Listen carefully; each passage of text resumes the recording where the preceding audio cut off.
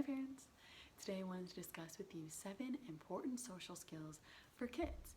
And in preschool, we start to really need those social skills. We encounter situations outside of the home where we're making new friends.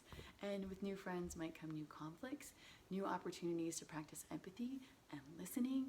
And if we have the skills to help us support us in those relationships, it's really beneficial. It helps children to maintain friendships and also to build them. So number 1 on the list is sharing.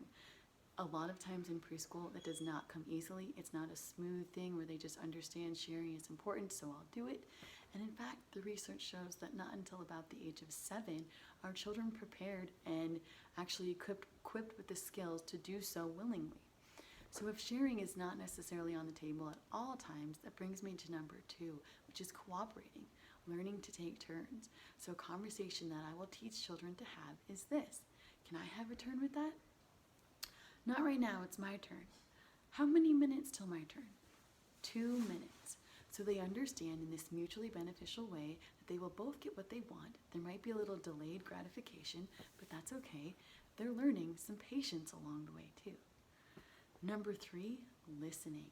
So we sing a little song to help engage our bodies in a way that it signifies, okay, I need to listen.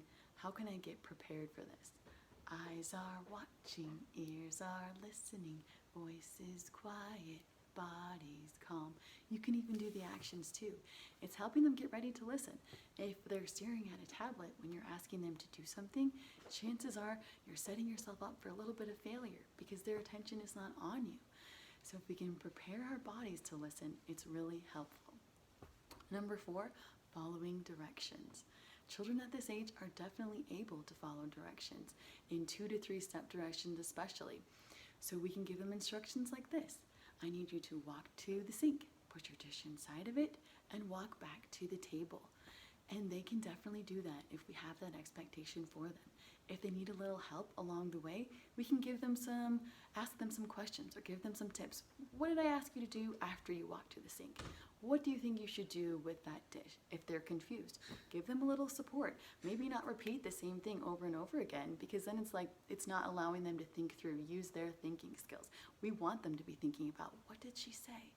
Because that's having them recognize, did I listen? And if they didn't listen, they might engage next time in those listening skills so that they know what to do, and then they can finish the job and move on to something else. So following directions are super important. Your kids can do it, they just might need a little help to learn how. Number 5, respecting personal space, especially as our kids first enter preschool. They might push through the crowd. They might push through the group of children to get where they want to go.